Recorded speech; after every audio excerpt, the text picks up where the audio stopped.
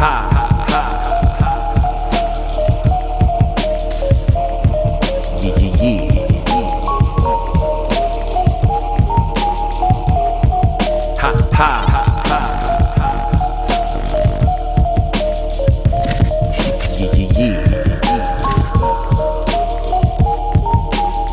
what's going on? Welcome back to the JMC Podcast, where we maintain focus and stay continuous through all 4 seasons. My name is Felix C. Arroyo. I am the journeyman, and I have returned with another episode of the JMC Experience. Episode 78 brings us to Marquis Lupton. You have heard his name several times on this podcast because he is a good friend of mine. Like I said, he is a mentor. I met Marquis when I started this podcast 2 years ago. He was a guest very early on, not knowing who I was. He came on and we just shot the shit and we got to know each other and it just clicked. Since then, he has offered me an abundance of support and guidance, and even kind of just like giving me some, like, you know, some little nuggets of information that really put me in a position to succeed.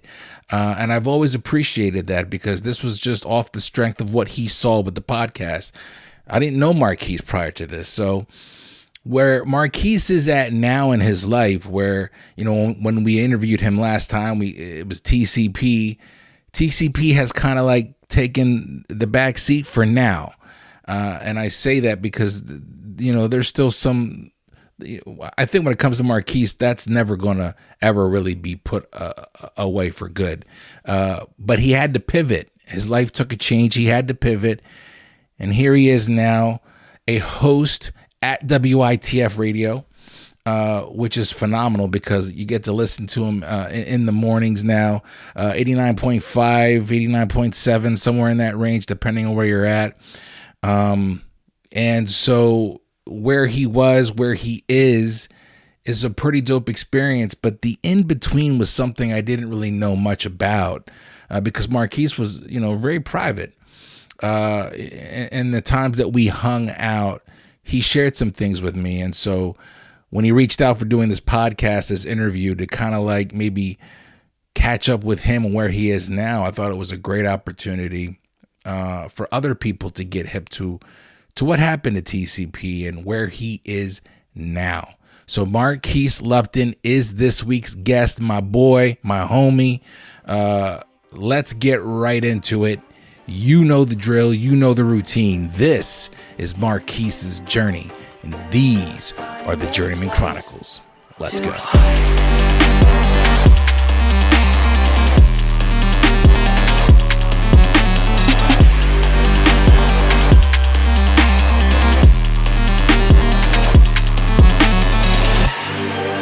So what's up, man? Oh man, nothing much. Thanks for having me back on. Yeah. Glad to be back on. Love seeing the growth of the show, man. Thank you. You know, and there's some new things that's happening on my end. So I was like, hey, why don't we reconnect? Yeah. We set off air. It's been about 2 years. 2 years. So yeah, here I am. 2 years. I was I brought you up plenty of times on the podcast as like a mentor and a friend, and you've been very supportive. So when you hit me up, I was like, yeah, no doubt. Like, let's make this happen because you're right. Like, there's been a lot since 2 years ago. Yeah. And like, where do you want to go with this conversation? Are we talking about everything with TCP into what you're doing now with WITF? Are we going to talk about that at all or not? Or? I am following your lead. You're following my lead? Yep. I will be the passenger in this. Okay. Well, then I'll tell you what, because I'm appreciative of like your privacy as well. Like when we talked privately about this, you had mentioned that you were. This wasn't common knowledge for everybody. What happened with TCP leading into where you are now? Yeah. So let's just briefly kind of nip that in the bud. Okay. And for those that don't know, because TCP in the morning is the first thing I'm thinking of. It was something that everybody in the community was very aware of. Yeah. It was, correct me if I'm wrong, it was daily? Yes. Every morning at 8 a.m. Yeah. for 2 hours. Yep. I don't know if people can kind of like wrap their head around doing something like that, the production scale of doing something like that with multiple people every single day. But then everybody else also had their own, like they had jobs, they had things to do. It wasn't like they were solely doing this by themselves. They were, you included, your wife Whitney, Sarge, 00, busy. One machine with 4 working parts. So let talk to me about what happened with TCP, the media center, TCP in the morning. Give me that story. All right. So especially during post George Floyd, the pandemic, the shutdown and everything, like this was when a lot of companies, were giving money, DEI and everything like that, diversity. So like we were benefiting from that, and we were benefiting from that greatly. Then 2022 comes. It's some years after. So like first thing we started to notice was, our advertisers that had been with us for 2-3 years, they're starting to pull their dollars back. People that were donating, to help pay for the bills, to help make the station run. Those donations were pulling back. And then certain promises that were made earlier in the year, certain financial promises, they had to pull back as well, because there was this R word coming around. Recession. There may be a recession. So typically with a recession, one of the first things to go are marketing, advertising, promotional dollars. And that's what was heavily financing us. And we had just moved to the media center. If we were still in our previous place in Columbia Avenue, we would have survived that. But with moving to the media center, trying to upgrade ourselves, we were caught in the crosshairs of tragedy. I say, and had to make the tough decision. Like, all right, well, this is no longer sustainable. Again, if we were in the previous place, it would have been, but there was so much more that we were trying to do outside of the morning show, because there was the whole media center side with esports that we were trying to do, teaching people how to shoot, write, edit. Like this was going to be a whole thing. And again, once those dollars dried up, and like I'm not talking about like $3,000, $4,000, $5,000. I'm talking about like $25,000, $30,000, $40,000 that was promised to us that was not coming. And it was like, all right, we have to make a hard pivot. We have to make a hard decision. And it ultimately came down to, all right, well, we're just going to have to close our doors, because now I'm using personal finances to make this thing go. And that's taking away from family. Now, relationships are being strained. Promises aren't being kept because the money's not there. So it's like, okay, do I want to live my life like this for the next 6 months, or, Because this happened as fast as you moved into the media center. Oh yeah, I remember grand opening, the grand transition. Closing, it was, and you were, and I don't know if many people are aware of that, but it was literally like you were talking to me about you were looking for someone to get the floors done. Yeah, there was this movement, and just as quickly, everything stopped, and we talked about it. It was a year ago, or not a year later, rather. When you mentioned to me, and I was just like, damn, I had no idea, but I can understand like. That must have been a lot, not considering the stage that you're on. People know you on a level of TCP in front of the camera. Yeah. So, are you comfortable sharing Marquis TCP aside, Marquis Lupton the individual? Yeah. Like, how is this impacting you, considering that immediate shift? Oh man, I was devastated. Yeah. And I'll be very open and honest with this. On the day that I decided to shut it down, I was in the studio alone, I was just walking around the studio for like 2 hours. And I was crying. Gotcha. Because I knew that this was it. And typically like with a shutdown, with a move, I usually had like another play. Like, all right, I'm shutting it down here, but I got this on the side. Yeah. Right. And there was none of that. It was like, I don't know what I'm going to do. Like TCP was my everything for the better part of 5-6 years. Yeah. You know, so I had this big lofty dream about where TCP was going to go and everything like that. It was going to be like a mini digital version of BET and everything like that. And you had the app. You had the magazine. You were making moves with that. Yes. And it grand opening, grand closing, you know, and like it wasn't like a few tears or anything like that. No, I can imagine, dog. Like, it was like ugly face, yeah, ball out, like yeah. Well, I'm sure it took a while to get to that point. I'm sure everything was before that was we got to figure this out. Yeah, like you said, you were going into your own personal finances to salvage that, but. What I appreciate, and obviously hindsight's 2020. Like we're looking at it now, like I can appreciate the story in the moment. Like you said, it's hitting you. You're going through it, but the fact that you had this experience has propelled you into something that, from what I'm looking at now, and I am slowly pivoting because the reason why we're here is more so the moves that you're making now. Are kind of like, and I'm sure it's from my viewpoint, it was like an immediate, it swooped in immediately and took care of it. But I'm sure for you, explain to me how this process of where you are now at WITF, podcasting through there, the connections that you're making, doing the news there, it's almost like TCP. You got to the point where you were okay. Say, okay, TCP is done.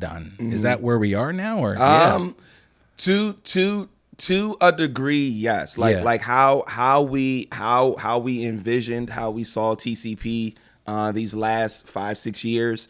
It's not that anymore. I do more educational stuff now. Okay. I have a partnership with IU13. Okay. So I do podcasting, educational stuff. I'm teaching teachers how to use podcasting in education.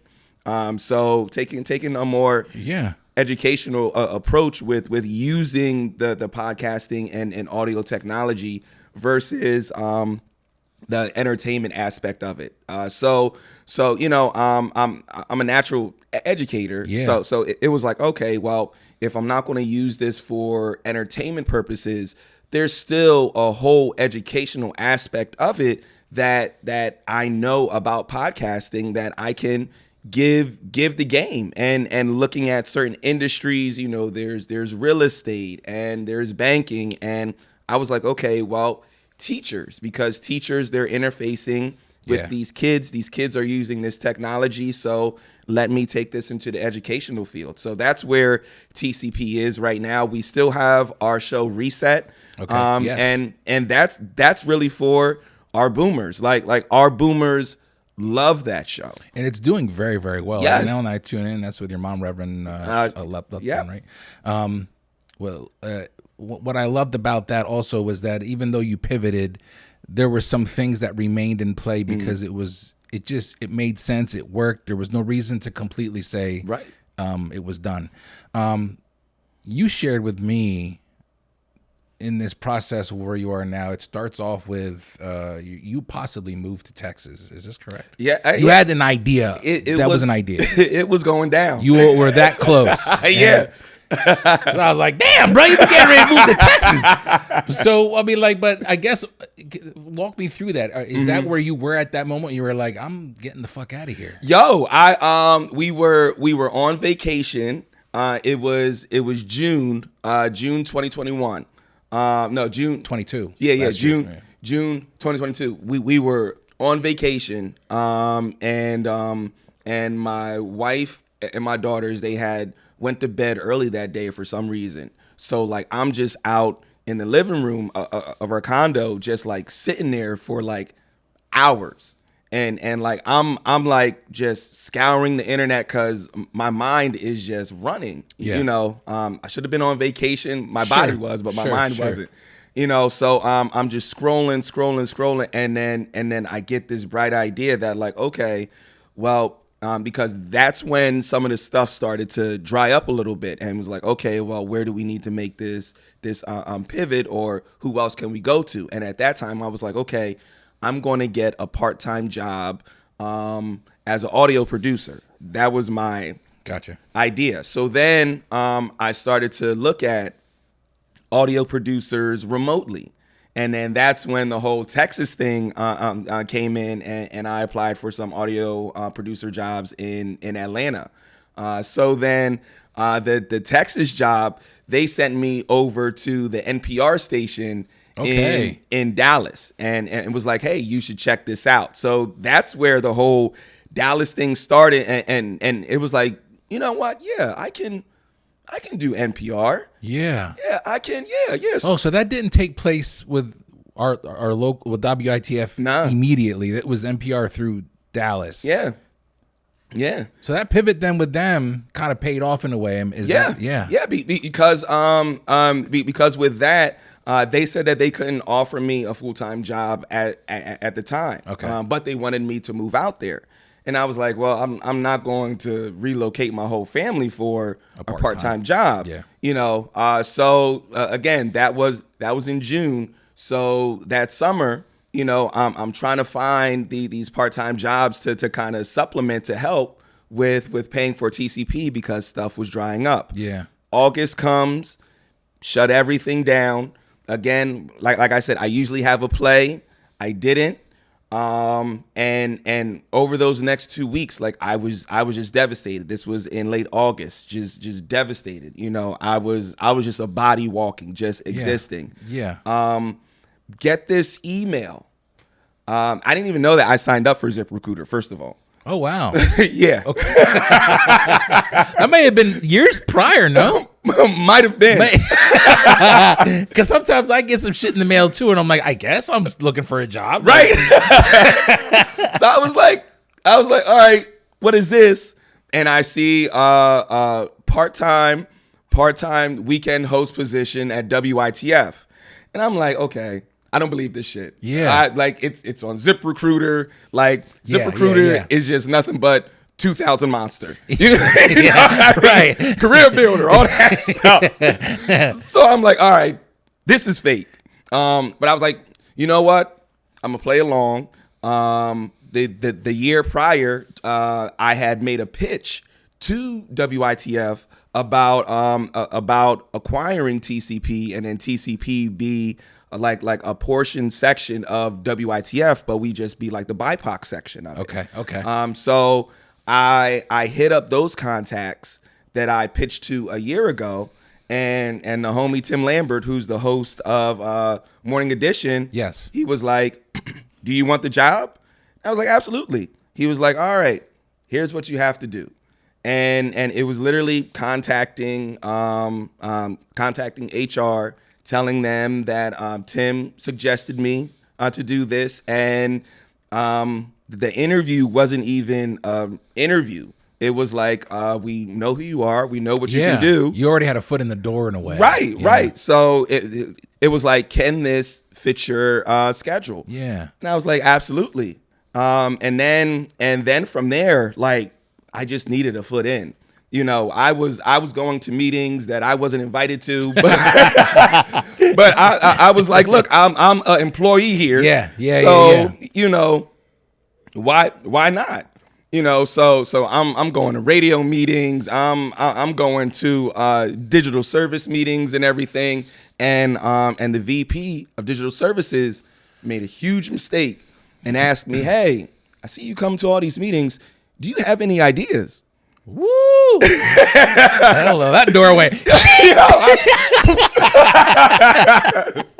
I was like, ideas?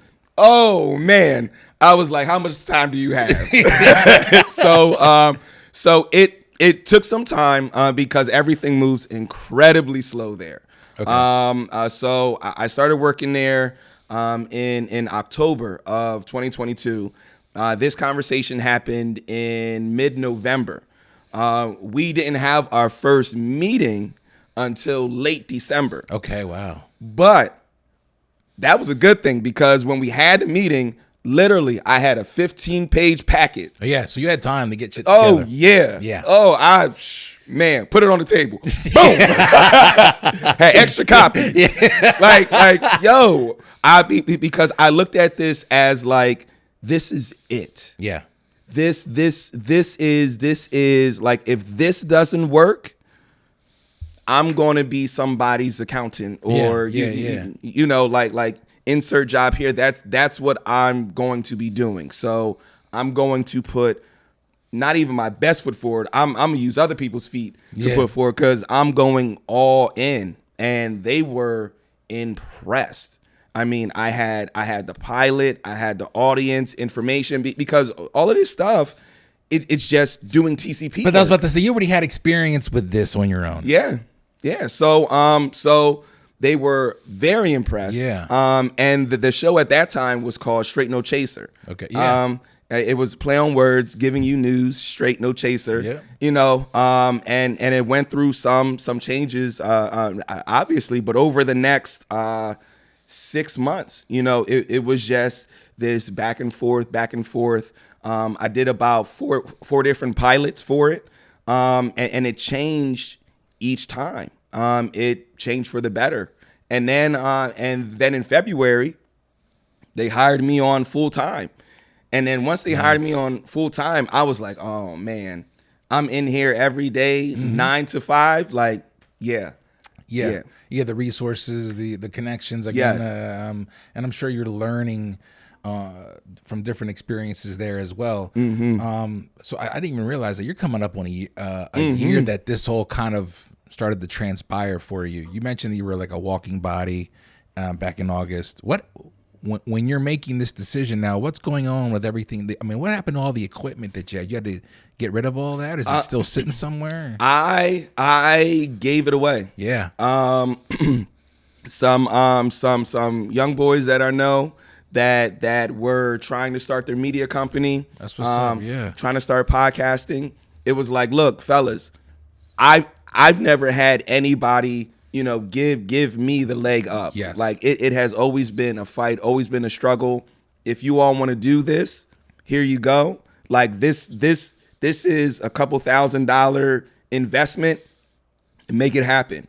And shout out to Amir. He turned that into a career with Triode Media. Okay. You know, so now he's not only doing stuff on the side and has a whole situation at the Candy Factory, but he's also doing this in his real working life as well. That's what's up. Working for Triode Media. Yeah. So you know, I'm happy for him. Yeah. You know, and now he has his friends using the equipment as well. So it's just great. It's great all over.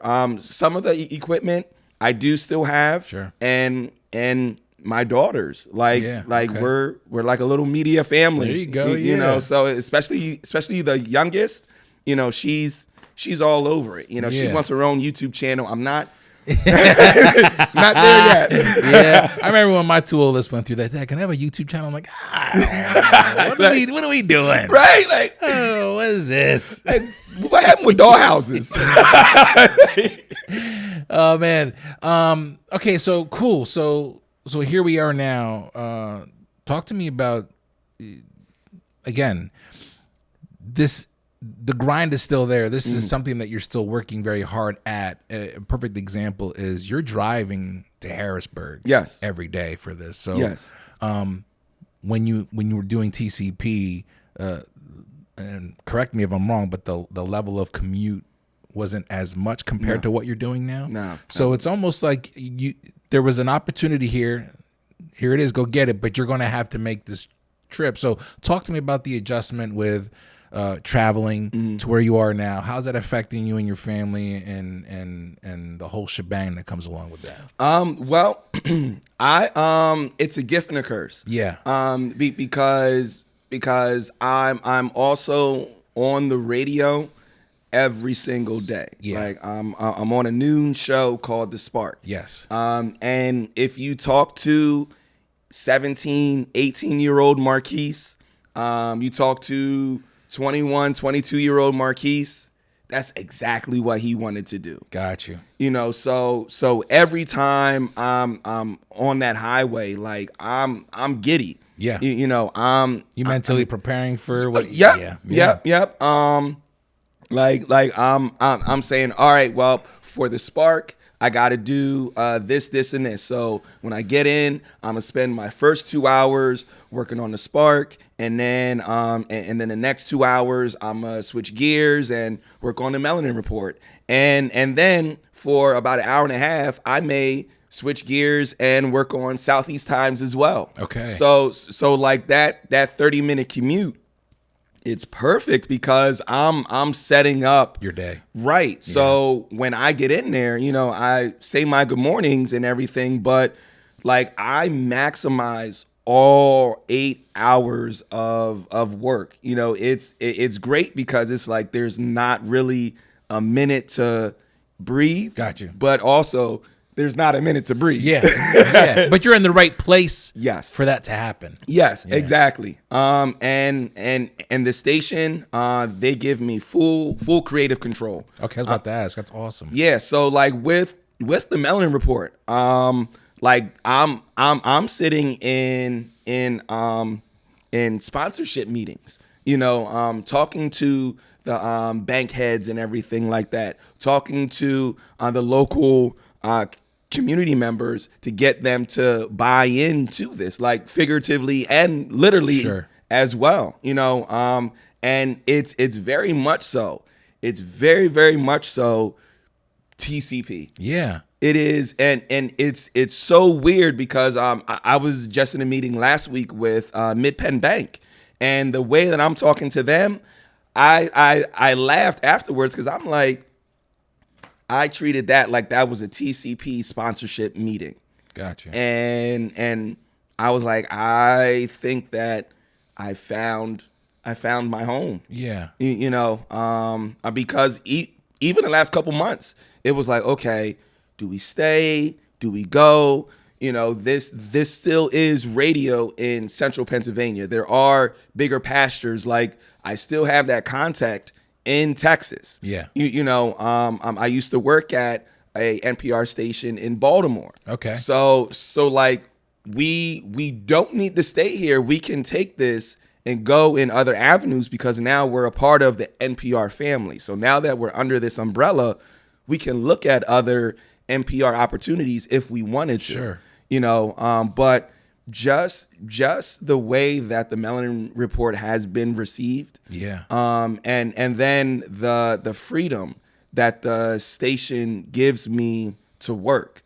Like there'll be some days where like I'll come in again, say my good mornings, and then won't talk to anybody for the rest of the day because of the workload. Not a bad thing because I'm working on stuff that I'm passionate about. They give me the space to do that, and it's not being micromanaged. Yeah. And That's cool. right. Like it's like, remember back in the day, when they would say, let Russ cook. Like, Yeah. you know, and I feel like they're Letting Russ cook. Yeah, Yeah, absolutely. Well, I would think, especially when you're coming from a place where you didn't have anybody to micromanage you, and you put yourself in a position like you are now. You took a big chance. There was a vulnerability factor, I'm sure, because you had the ultimate freedom, which was that you were doing you. Yeah. So the fact that they aren't hovering over you, you still have this vibe where you're doing what you're doing. That's a blessing. Yeah. Which is really what I really wanted to highlight in this conversation, because, you know, going back to what we talked about 2 years ago, everything that you've gone through to get to where you were with TCP, having to now pivot and, put it to the side, look for greener pastures, not knowing exactly what it was you were looking for. You found the sweet spot here. Yes, sir. Have you ever, while you were talking, I was thinking about our first conversation, and I remember doing the research on you 2 years ago, and the different places that you've worked in this field of media. Like, what are some of the common things that you've noticed and everywhere you've gone? Give me two, positive and negative, in this field that you've embraced. How work ethic, how people treat you, anything in this field of media. What are the two things that you've learned? A common thing. This is going to be funny. One of them is that I'm more than likely going to be the only black guy. Who'd have thunk it? No. Oh, man. Currently right now, at least on the WITF side, I am the only black guy. Whether we're talking about on air or administrative, I'm the only black guy. Got you. And then you were aware of that? Yes. Going into this? No. WITF? No. I thought that, this is in Harrisburg. You okay to talk about that? I'm not trying to put you in a position. Yeah. I was like, this is in Harrisburg. Okay, yeah, right. Harrisburg on a good day is like 81% BIPOC. Yeah. So I'm like, okay. Yeah. We got to be. They got to be in there somewhere. All over. Sure enough. No. But at the same time, no, they're very much cognizant of that. Okay. That's what my next question was, which is important. Yes. That they're cognizant of. Right. And they have asked, hey, if you have any friends or anything like that, we have this part-time weekend position. We really want to be more diverse. Yeah. So they're cognizant of it. Yeah. When it comes to like the Melanin Report, how is a meeting like that when you are the only person of color? Do you get, and not so much WITF, but pretty much in general, if you're in a room and you're the only person of color and you're expressing an interest in a project like Melanin Report, how are you getting that through to a body of all white faces? You got shame the devil, tell the truth. That's what you got to do. That's what you got to do. Yeah. It's going to be a little nerve-wracking. Sure. Because you're telling a group of white people that you white people aren't paying attention to us. Yeah. And let me show you how you're not paying attention to us. Right. And you're doing a bad job not paying attention to us. Yeah, right. Because we like this news stuff too. So it's a lot of truth telling. Yeah. And then numbers. Like you cannot debate numbers. So I brought up the numbers from the Baltimore station that I was working at. And I don't know the percentage of BIPOC in Baltimore, but it's definitely high. It's definitely the majority. And it's like this station here has a majority BIPOC audience, and they are engaged and they are spending money. Yeah. Why aren't we doing the same thing that they're doing? We are literally ignoring. We're ignoring a large part of our viewing base in total because we're in 19 counties, but just in our backyard in Harrisburg, we're ignoring so many people. And I asked them the tough question. When was the last time you all had a community event in the city of Harrisburg? And nobody could answer that question. Yeah. And I was like, see, this is why I started TCP, because and you did a lot of those community events. Yes, because these were the stories that the producers, the assignment editors don't look at as newsworthy, because there's not a crying mom, there's not a missing baby, there's not a mugshot. Yeah. So there's not that news sexiness, as they say. So really, again, talking to them, it was kind of like Game of Thrones, shame, shame.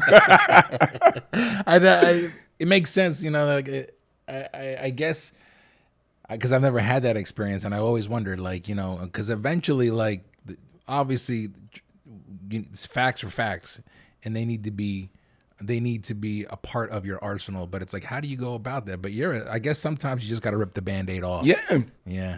I mean, there's no easy way to tell the truth besides just giving them the truth, and also, like, I wanted to show that there's a real advantage here. Like they have ignored this population for X amount of years, that they're primed, because even though they weren't ever broadcasted to, they still tuned in. Yeah. So now imagine if you have content that is geared toward these populations, they're going to tune in even more. Yeah. And then they're going to go beyond that. They're going to spend their money and help this organization thrive. I know this because we did it with TCP.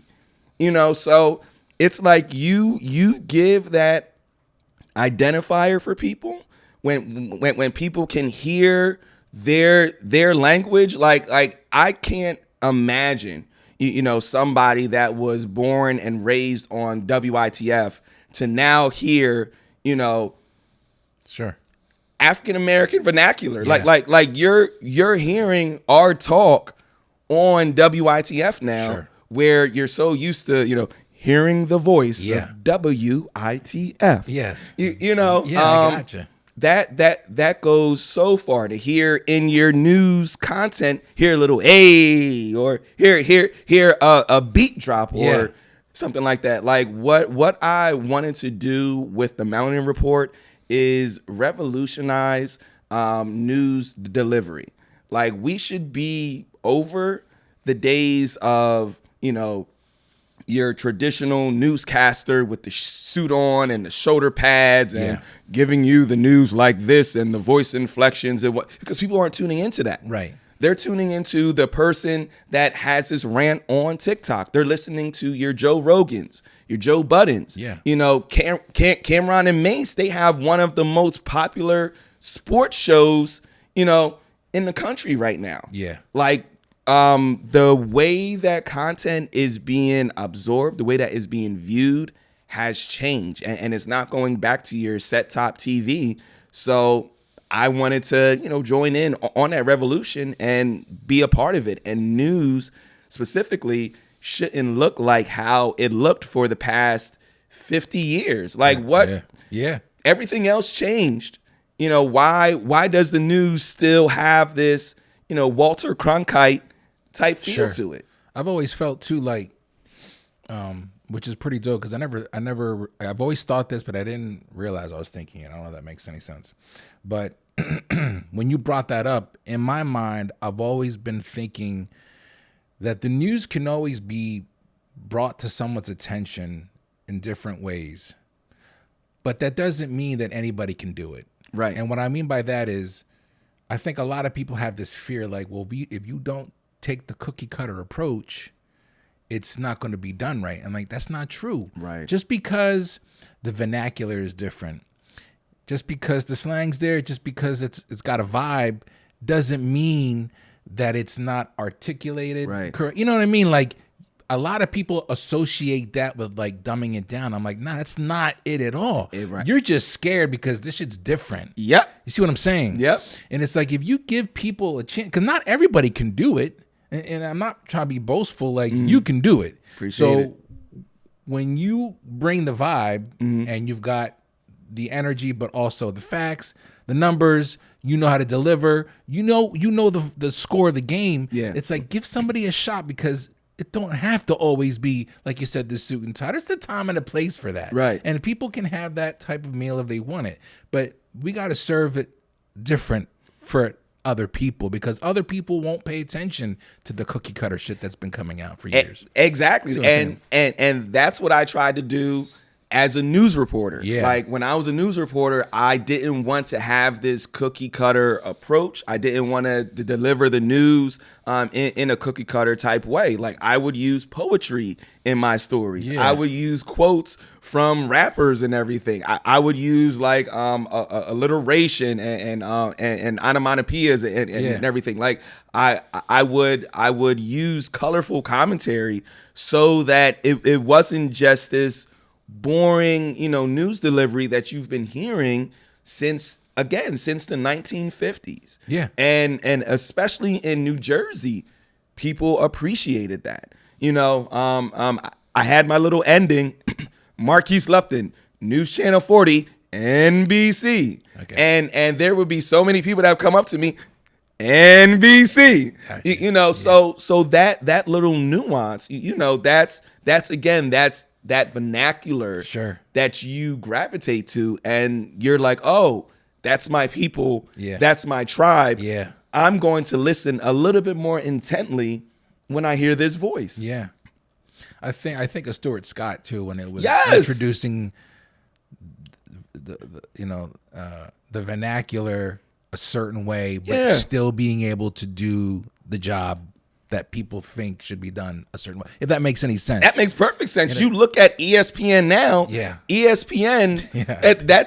That is Stuart Scott's legacy. Yeah. Like they have took his style of news delivery and just sprinkled it throughout the whole station. And look at Fox Sports 1. Fox Sports 1 has Lil Wayne as a contributor now. Sure, yeah.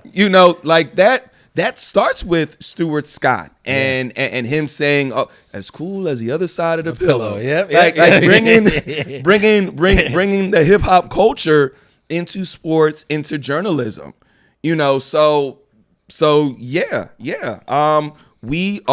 Our cultures have built so many and helped build so many industries in this country. We would be naive to think that it wouldn't do the same for news. Right. I think it's a perfect time for refill. Oh, man, yeah. I told my wife, I said, I'm sure you can relate. I don't get nervous. I get like, when it comes to interviews, it's like, I don't get nervous about doing the interview. It's always like, I hope everything works out. Yeah. Nothing, I don't want the lights to go out, and that I hit record. But I was like, Marquis is coming. I was like, I'm not nervous at all. Because I'm excited. I really have these opportunities to kind of have a second interview. And it's like, okay, I can relax and kind of, I'm always myself. But like, again, it goes back to like the presentation. It's like people I don't know, I have to make sure I'm in my bag a little bit, and I appreciate that you're comfortable. Let's talk about what you're doing right now at WITF. There's different programs. I don't want to speak for you. I want you to break down for us. And you mentioned the Spark, Melanin Report. But you're also doing like what are the programs that are WITF only? Am I making sense? Because the Spark is yours, no? No. Forgive me. The Spark, I'm the co-host on. Okay, co-host. And that's been a program that's been on WITF for I want to say 14 years now. Okay. And the host, Scott Lamar, I started off as the sound engineer. Okay. I remember Scott. I remember listening to Scott Lamar. Okay, so that does make sense now. Yeah, go for it. Yeah. And originally his co-host was Anaya. Okay. This young lady from Maryland. Okay. Now for her, in this media game, especially when you're like younger, everybody has another play. Like you have your setup situations to push you down the line somewhere else. Sure. So for her, that's what WITF was. The WITF for her was a setup to get set experience and then go on, because that's how it played out. Yeah. So in May, she took a leave because she was pregnant. Took a pregnancy leave, and this may have been, kind of conniving on my part. But I also understand the game. Like I understand the industry. You know, she was never 100% engaged. She did her work. She did great work. But you could always tell that like this was always a setup situation for her because I've seen it in the past. Sure. You know, so I always said to myself, like, you know, if the opportunity grants itself and they have me fill in, I'm going to make sure that I do such a great job that they're going to think like, maybe, because I always felt like she was always 1 foot out. Gotcha. You know, also because like they lived in Pennsylvania, but her husband worked in Virginia. So it was just like certain things. It was like, okay, I've seen this movie before. Sure. You know, so when it presented itself and those 3 months that she was gone, I tried to, you know, take up all the oxygen. Yeah. You know, hey, look, I could do this person. Hey, I set up an interview for these 2 people. Hey, Scott, I got an interview for you with somebody for next week.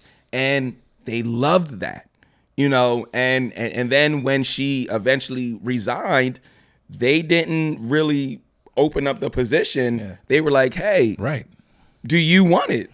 You know, and it was one of those things like, heck yes. Mm-hmm. You know, put me on air. And as it stands right now, because of my responsibilities with the Melanin Report, I'm on Tuesdays and Fridays. And then I fill in when need be. Okay. And yeah. I think when it comes down to, like, I don't think it's conniving. I think when it comes down to stuff like that, when you're in that field of work, and I think this really applies to any type of work, like sometimes you got to know the score of the game that you're playing. Right. You know, I would think that if I wasn't engaged, that maybe somebody doing what they needed to do is part of the fucking game. Yeah. So I can appreciate that. I think when you have an opportunity, opportunities come in different forms. And the older I get, the more I'm like, you know, like you play by the rules, and then there's times where it's just like there's an opening here, and I'm going to shoot my shot. Straight up, because the same thing happened to me. Yeah. Like when I was in New Jersey, all right, I was set up to interview Cory Booker. Okay. And this was when he just finished his term as being the mayor of Trenton. This before Rosario Dawson? Yeah. This was like right at his rise when he was running for U.S. Senate. Is he still dating Rosario Dawson? I don't know. Man, but that's Dawson. He should have put a ring on it. He better put a ring on it. And we had this thing on NBC 40, conversation with the candidates, and again, I had my thing, had my shtick. The community loved it and everything, and they were like, okay, low hanging fruit. We have our black reporter, the only one, and he's going to interview this black politician, you know. But one of the older journalists that were there for about 12 years, you know, she wasn't having it. She wasn't having it at all. And she and the lead producer went to the news director and said how unfair it is that we don't have one of our veteran journalists to go in there and interview this politician. How do we know that he can handle this kind of responsibility? He's never done this kind of thing before. And what did they do? They pulled the carpet under your feet, and they took me out. You know, and was I pissed? Yes, because that was a moment, that was an opportunity for me. Yeah. Now the station, they did kind of make it up because 2 weeks after that, they sent me on a assignment to White Marsh for Stedman's family reunion. Okay. So I got to meet Stedman, Oprah, the folks from Extra was down there. So AJ that used to be on 106 in Park. Yeah. He was there. So that was a good trade-off, but that just happened to be happenstance. Yeah. Like there wasn't any kind of play once they pulled me. So like that right there let me know, okay, I know what this is. It's cutthroat. Yes. The business is cutthroat. It's the entertainment industry. Sure. Yeah. Like you may see, okay, it's news, you got your news personalities and everything. First of all, like news personalities have some of the biggest egos. Anchors like have some of the biggest egos. That scene in Anchorman when he's like, "You read my news." Like, yo, that's real.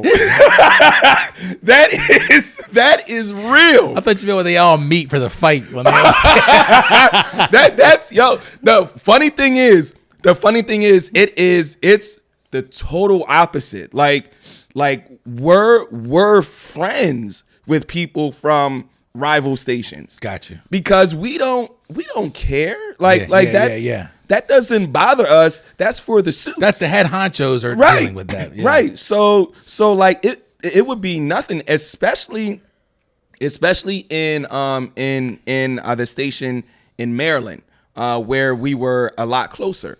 It would be nothing to let WBOC know, CBS, let them know, oh, there's the shooting down here. I don't see anybody here. You should be here. Because it's like, I know that we have our audience. Yeah. You You have your audience. And if I'm here and you're not, your audience is missing out on this. So even in this world of even in this cutthroat, I mean, it seems like the business is cutthroat, but also you find there's opportunities between rival news reporters, if you want to call them that, where it's like you are looking out for one another in ways, and that's common. Yeah. It's like sports. Like you may have these two sports teams. Their tradition is, oh, they're rivals, but you may have some real friends on opposite teams. Right. Yeah. Right. Like in between the lines, like, oh, okay, there's no love lost, but once this game ends, like I'm hitting you up, making sure that you're okay, making sure that your wife and kids are okay. It's the same thing, because we all understand the nuances of this industry. Like this industry is very much so cutthroat. Yeah. Now, everybody's not like that. Sure. And honestly, to be transparent, it's more with the BIPOC. Sure. Because we all understand, there's 1, 2, if there's 3 of us there, oh man. Sure. Yeah. Your station is cooking. Yeah. But it's such a little bit amount of us. We have to make sure that we put each other in positions to excel, because the TV stations aren't going to do that. Talk to me about like how you handle engaging with your life, and how you teach your children this part of life, where, like, I'll give you an example here because I'm trying to explain it. Like I talk to my kids, and my wife and I will talk to each other. Like when we talk about being cutthroat and living in this in a world that's cutthroat, sometimes I tell my daughter, who just started working a couple years ago, like 3 years ago now, I'm like, don't get too. It's good to have alliances and friends. Yeah. In the business, I said, but like, unless they were there with you from when you didn't know anybody and you didn't have anything, expect the cutthroat aspect in life. Yeah. And instead of being offended, let it sting, but also don't take it personal. Right. Like, how do you, is that something that you are hip to, or do you operate differently? Like, I try to be like, it's going to hurt, but like, I gotta expect people I work with at Tate. I'm not cool with them. Yeah. But I don't trust anybody as far as I can throw them, because there's an opportunity and somebody will do whatever they got to do. Right. And I just got to be like, all right, I see you. Right. And keep it pushing, as opposed to being like, what the fuck? You know, and get butthurt about it. So like, how do you operate? Do you look at it the same way? Yeah. And I tell my girls, one, don't take anything personal. Right. Don't take it personal. And also I tell them some things in life, you have to compartmentalize. I say, put it in a pocket. Put it in a pocket. Put it in a pocket. Revisit it later. Yeah.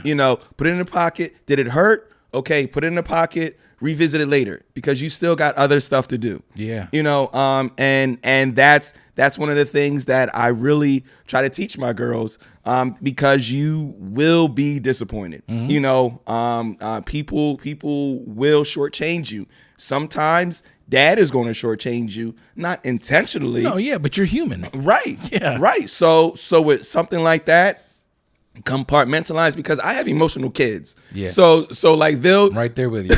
they'll let one thing and then the whole day's ruined. And it's like, ma'am, it's 9:00. Like, you'll be fine by 10. Like, promise me. So it's teaching them how to navigate through these big emotions. Yeah. The oldest one, she's a lot better with that. It's almost scary to how stoic and like even keeled she is, because I wasn't like that. Yeah. So I'm like, where are you getting this from? Yeah. The youngest, big emotion, stuff easily spills over into other stuff, and it's like, oh, the world is just over. Yeah. Because I can't watch my Netflix show. Right.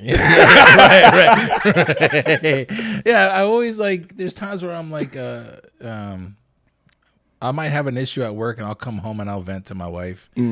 But then there's times where I'll hear my daughter, she'll come home from work and she'll be complaining about somebody else's issue. Yeah. I'm like, why are you worried about somebody else's issue? I'm like, is it affecting you personally? I was like, no, but what's happening is not fair. I'm like, I get it. I said, but there's a time.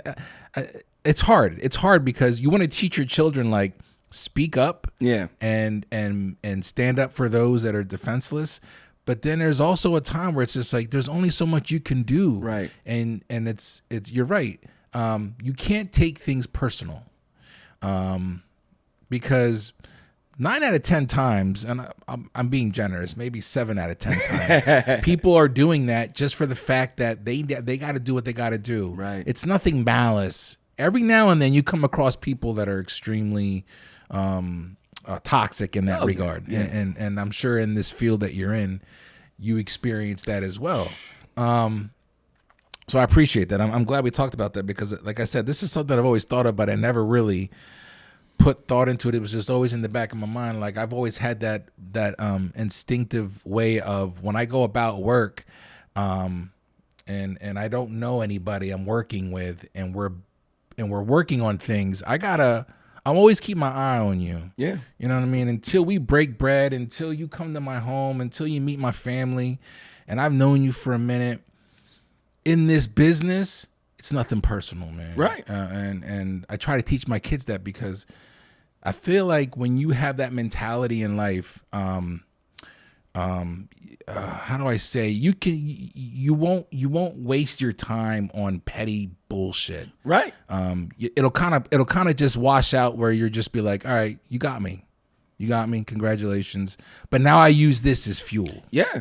And I will say that, and maybe that's not a good thing. There are times where I'm like, now I'm never going to forget that. And I'll put it right here, and I just let it fuel me because at the end of the day, you're just always trying to level up. And when I'm looking at what you're doing, there's a huge leveling up here. Have you have you ever reflected? You mentioned a couple times that you've sat alone and you've thought for hours. Like, are you a pensive person in that regard? Do you do that often? All the time. Yeah. All the time. I talk to myself out loud. That's good. I like it. So that's what I do.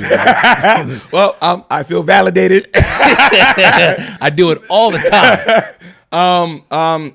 Like those commutes, that 30-minute commute, whether it's to work, whether it's from work, about 27 of those 30 minutes, I'm talking to myself out loud. You know, driving up to work, it's getting myself prepared for work and everything like that. Driving from work is getting myself prepared for home and anything after work. And I constantly talk to myself. I even chuckled a couple days ago, and I responded to myself, asking myself a question. I constantly ask myself, "Are you okay? Are you okay? Are you okay? How you feeling, man? Are you okay?" And and I chuckled to myself because I responded to myself because that thought came, "Hey, man, are you okay?" And I was like, "Yo, you just asked me that 10 minutes ago."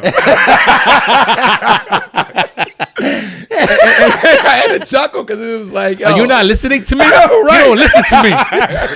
Like me not listening to me, we are okay. You know, so it's talking to myself audibly. It sounds crazy, but it really helps me formulate my thoughts. And it's refreshing. Yeah. Like, you know, I'm an interesting person. You know? Yeah, you are, dog. So sometimes I want to be like, you know, hey. Well, also like vocalizing things, like speaking things into existence. Yes. Is okay even with yourself. And I've learned that you kind of have to get out of like the like, this is weird. You have to get out of that. Right. But when you get out of that, you're right. I think for me, when I used to work at FedEx and I took 283 West, and I had a 25 minute drive, especially at 4 o'clock in the morning when it's dark, nobody's on the road. Yeah. And there was times where I would talk, and you do have those moments where it's like, all right, what's going on? What's going on? Are you good? What is it? And then you just vocalize what you're feeling. That's really what it is. Yes. And it's amazing how like when you hear yourself vocalize it, it's like, oh, okay. Yeah, you are going through some things. How can we fix it? But this is all taking place subconsciously. Right. Which that's how I've always interpreted it. But I talk to myself, and I always at times, this is really weird, and I've never told anybody this. This is I hope by this point breaking news. People are maybe not paying attention to me. I don't know if somebody ever bring it up to me, but I'm gonna bring it up.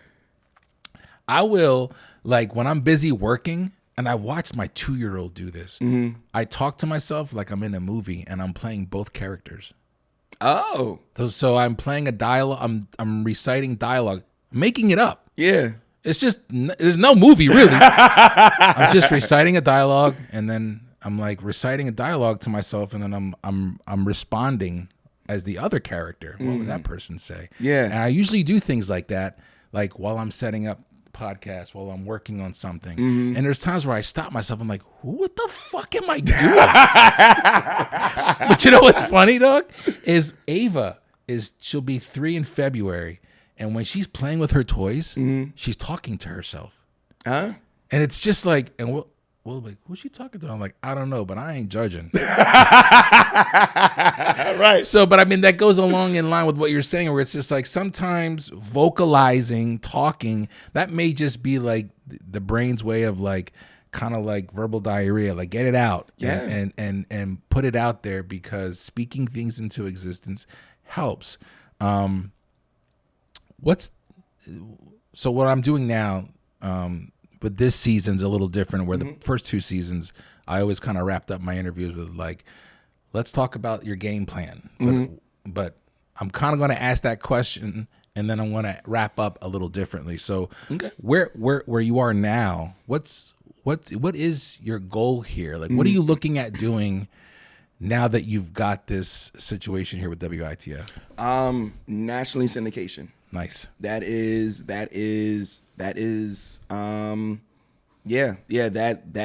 what's next. I know that we're leaning more into the digital space. So with that leaves a wide open door for syndication. And the Melanin Report, it's not a geographical show. It's more of a cultural show. So you can input this in LA, and it'll still be significant. You can input this in Ferguson, and it'll still be significant. You can input this in Orlando, and it'll still be significant and impactful. And there are NPR stations in those areas. So now that I am under this NPR umbrella, it's all about connecting with sister stations, cousin stations, and making this show a nationally syndicated show. We meet with WEAA down in Baltimore. We meet with them next week to talk about our first step in syndication. So that's really the next step. Nice. is becoming a syndicated podcast where you can hear this you can hear it wherever now, but there will be other stations saying, hey, we're carrying the Melanin Report, so that people in Juneau, Alaska, will hear it. They may not know who Marquis Lupton is, sure, but they enjoy his content, his voice, his guests, and what he has to say. So that's really what it is. I've been telling my wife ever since I got this job. One of my mentors in my mind is Michael Baisden. Was a huge radio personality a couple years ago. Okay. And he started his radio career at a public access station.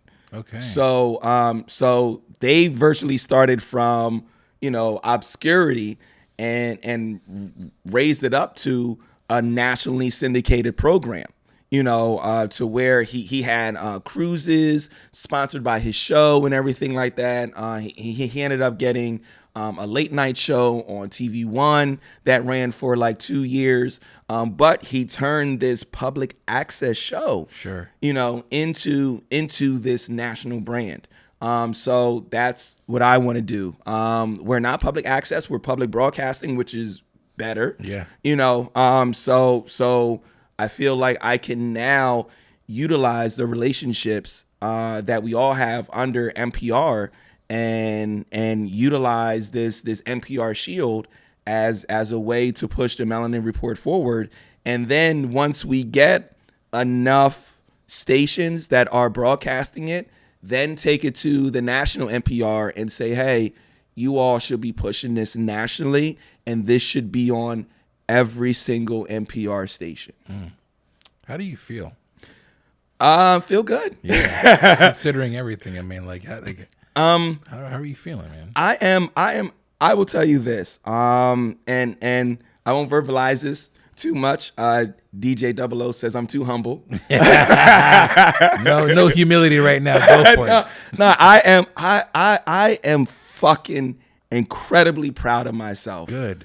Yo, I'm thinking back to when those tears were pouring down my face, after I made that call to the landlord and said, look, we're going to close up shop and everything. I'm thinking about that point. Yeah. And that person right there. Like, that person could have just closed it up, could have just said, all right, we gave it our best. Mm-hmm. Now it's time to do something else. I'm incredibly proud of myself, incredibly proud of that person, because the resiliency, to take a part-time job, and to be at the station at 7:00 in the morning on a Saturday, to wake up at 5:30 and everything like that. And to do that with no real promise, I did that from October until the end of February, and believed every single time that I went to that station, because I didn't work every weekend. It was like every other weekend, every single time I stepped in there, it was like, I'm going to show the fuck out. Mm-hmm. And what happened was, people started calling, emailing, oh my gosh, who's this new guy that you got? I love his voice, his energy, his commentary. And it was like, okay, this is my shit. Yeah. So I'm going to make this more of my shit, and y'all are going to know how fucking good I am. Yeah. Because I did this shit for so many years on my own, and now that there's a team, And I think that's the part too where it's like when you're like, I'm the shit. I know it. I feel it. You've got this team behind you, and then there's also this little caveat that me personally, I'm having a little hard time with, where it's like, all right, you can feel it. It's coming. Now be patient. Yeah. And it's like, I just want this to go. I want it to go. But when I see what you're doing, because it wasn't, again, from the outside looking in, everything moved kind of quickly. Look at you now. This is pretty interesting. But there was a lot of fucking frustrating levels that you were going through. And I was also, while you were talking, I was remembering also that Whitney was she got her master's during this time as well, right? So there was a lot going on in your household. A lot of transition. Yeah. And it honestly, it started with her. Okay. It started with her. Because when we were like, what are we going to do? The first thing she said was, well, I'm going to finish my MBA. Because she was 3 classes away. Okay. Oh, so that was initiated by what happened with TCP. Yep. Okay, I didn't know that. She started getting her MBA when we were like 3 years into TCP. Okay. And she was like, oh, okay, well, look, I'm going to get my MBA in digital marketing and finance so that I can help the business. The pandemic happened. She stopped. TCP started to really take off, and she was like, I don't need it. And then when everything shut down, again, having this come to Jesus moment, and deciding what we want to do. And for her, it was easy for her. Well, that decision was easy for her because she started doing TCP because she wanted to get out of social work. Okay. Got you. And I then remember that conversation. Yeah. And then she saw how well she was doing with closing these deals that she was like, oh, I can get my degree in this and possibly do this professionally. And then when TCP took off, she was like, oh, okay, well, I don't need to finish my degree because I'm doing what I want to do now. Yeah, gotcha. So then when everything closed up, again, looking for moves, and that was really low-hanging fruit. Got 3 classes left. Let me get this MBA so that I can help you out. I can help our family out. So she started taking classes. Funny thing is, at that time, we were also thinking about moving to Philadelphia. Okay. Because I had an interview with KYW in Philly. Up to the point that I had to send them a demo of my voice and everything, and you all can't tell now because my voice is a little hoarse, but like I have a great voice. So when they told me like we really don't like your voice. You sound too programming. You sound too news announcer. I was like, bitch, I'm good. I am good at this shit. What are you talking about? So yeah, KYW, when that didn't happen, really leaned into, all right, well, I'm going to do this part-time job. Whit's going to go to school and we'll figure it out. Christmas was a little bit smaller that year. But we figured it out. Yeah. She has a supervisory job right now for the Department of Revenue. So good for her. Right. So things we're cooking with gas right now. Yeah. I'm incredibly proud of her and her resiliency because she could have, looked at me at midnight and be like, you done lost this business. Yeah. Well, the reason why I wanted to bring her in the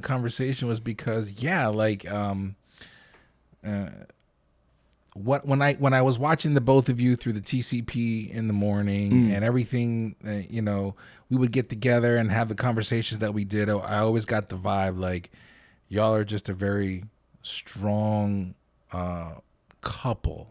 And they use the term power couple nowadays, and some people use it loosely. But when I look at the both of you, that's what I see. So I can only imagine that, very much so. I can't imagine that she would be looking at you, giving it something, you know. But it was more so like, all right, well then we're going to do this. So Yeah, nobody can get through anything on their own, but you need to be able to pick yourself up for people to want to pick you up. Yeah. And when I was seeing what you were doing, it was you're constantly moving, dog. Yeah. And so, like, kudos to you. Thank you. You know, and in a way that's like, you know, especially now I have an opportunity to talk to somebody that I know and that I've talked to before in the podcast. So it's like, yeah, let's just give you your flowers, and Whitney as well, because you're right.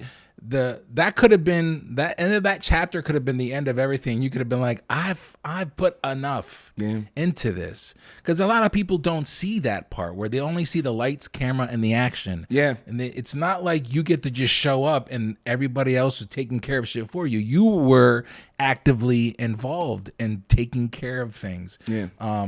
So I do have a question to wrap this up, and I want to ask you.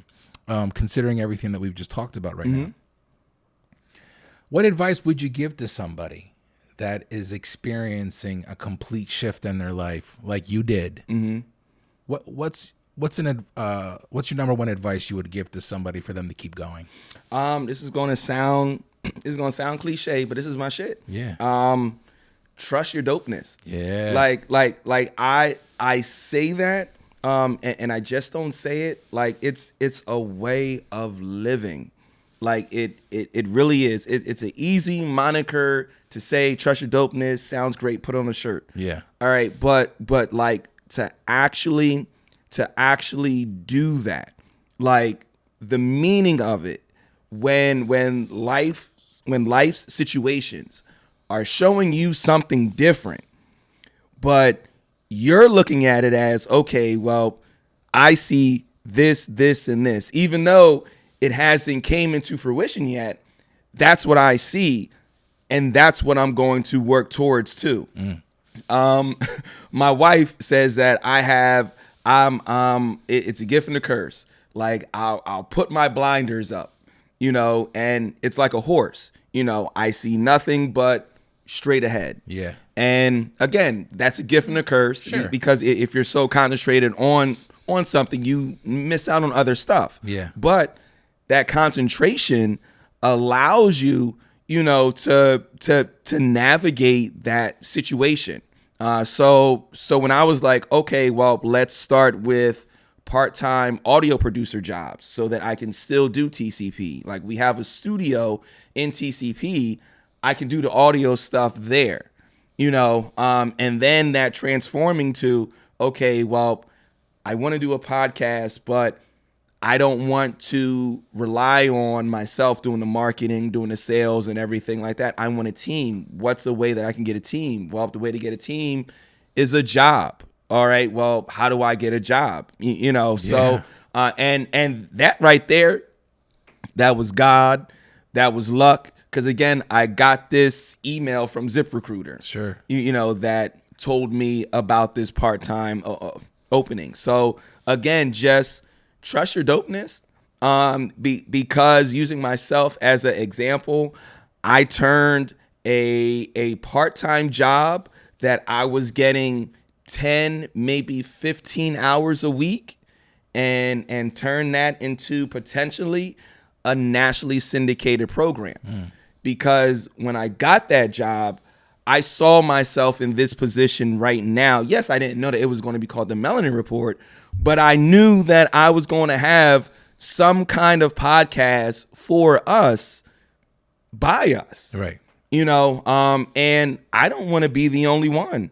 Like I don't want the Melanin Report to be the only show. I would love to have a slate of shows that people can be like, okay, well, I really don't like the Melanin Report, but I like this show. You know, I like that show. And again, BIPOC folks were not a monolith. We all like different things. I know that everybody's not going to like the Melanin Report, but if I can co-produce something that they do like, that's the next goal. You know, give each of us something that each of us can like, because I know that there's some BIPOC goths out there that, you know, don't really care about your traditional news, but they have information that is pertinent to them. Yeah. You know, so that's what I want to do next. I really appreciate WITF giving me this opportunity. Now, it did take some, you know, some bragging. Sure. I'll say, because there were conversations where people were like, well, can you really do this? Can you handle this? Have you ever done anything like this? And that's when I had to slide them the news articles, you know, slide them the news pieces that were done on myself and TCP to talk about the work that we have done. So this wasn't something where I just came in and they were like, oh yeah, Marquis is here. Great. Thank you. Like there was still work to be done and a whole prove it situation, even though I proved it years before with TCP, you know, so trust your dopeness, use your ego to your advantage. And don't stop. Yeah. You know, don't stop. Don't stop. Keep on going. And use your friends as life's rafts. Cause my friends, shout out to Nina, shout out to Bree, Soul True, Ree, like these are people that have helped me stay sane during times of uncertainty. Like these are people that poured into me and reminded me who I was. Yeah. You know, there's this scene in Black Panther, the first one, that will always stick with me. Right before he started whooping on a boy's ass. She said, show him who you are, you know, and that's how I feel. Like I'm not going to let this life fuck me up. Yeah. I'm going to show it who I am. Mm-hmm. I like it, brother.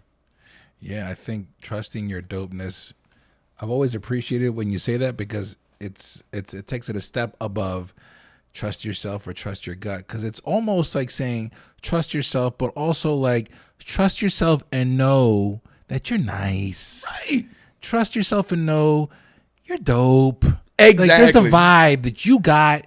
It's and people, including myself, sometimes have a hard time. Like you said, you got to brag sometimes. Yo. But there comes a time where it's just like, look, the proof is in the pudding, and it is what it is. I know I can do this. Right. I'm nice. I believe in myself. Let's go. And then the doors open. And sometimes doors open where you don't expect them to. Yep. And that's come up on in conversations prior on the podcast, where it's like people look for opportunities and they're praying. They want answers. They want something to happen.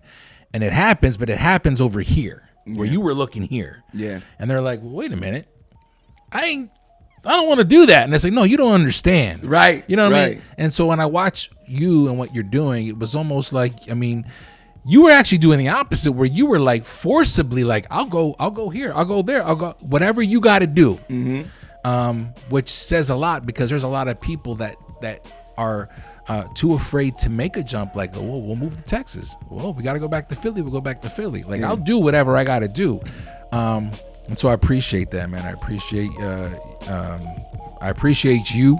Yes, sir. And as I'm giving you flowers, you know what I mean? Thank you. You've been a huge impact on me, not just so much as a guest, but like I feel like, you know, we've grown to really appreciate one another. Yes, and you've been a mentor to me, and you give me advice. So yeah, kudos to you. I look forward to you. I see it becoming a syndicated show. I see, why not? And another thing too, dog, is like, you've already proven to yourself that when everything fell apart, you could move to the side and build it back up. So that right there is like, well, then there's nothing to be, you know what I mean? Like, right. That doesn't mean it won't suck. It just means I know that I can do it. And so trust your dopeness. Yeah, trust your dopeness. That's how we're going to end it. We're going to say trust your dopeness. Yeah. Mr. Marquis Lupton, thank you, brother. I Appreciate appreciate you. All right, man. That's it. Oh, man.